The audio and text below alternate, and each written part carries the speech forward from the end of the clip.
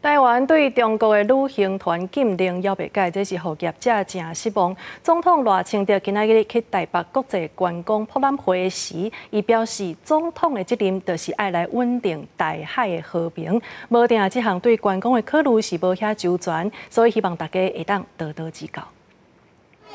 促销团结大花典场的大会，旅游业者拼命全力宣传，看准hiệu热旅游大会特别到位，拢推出促销，要来抢人气。应该是去日本啦，欧洲的部分，想要在暑假的时候带小朋友出去玩。佐贺，我们只要27900，但是是2人同行，德捷双城的行程，啊，只要39900，岘港只要17900，第2人还有优惠。无论是东南亚、东北亚，也是欧洲团，业者拢推出好康。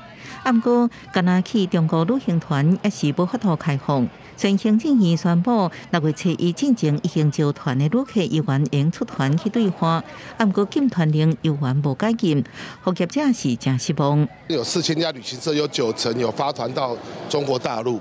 当然，有人会说，那除了中国大陆之外，难道旅行社不能够带团到其他国家去吗？其实，旅行社很努力的去做各国的市场。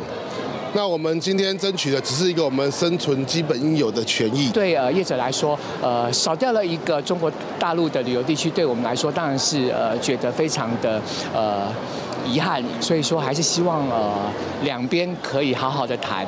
参加台北国际观光博览会开幕式的总统赖清德伫致辞的时阵强调，总统的指标是稳定台海和平。身为总统，我的职责就是 稳定台海的和平发展，我希望2350万人都可以在这个土地上安居乐业。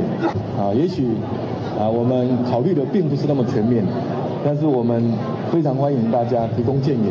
赖清德强调，政府秉持对等、尊严、互利共赢目标，推动两岸观光旅游。行政院30做出裁示，希望大家共同合作，一步一步朝向永续旅游，恢复疫情进前观光的状况。敢若靠政府是无法度，爱大家斗阵来合作。记者综合报道。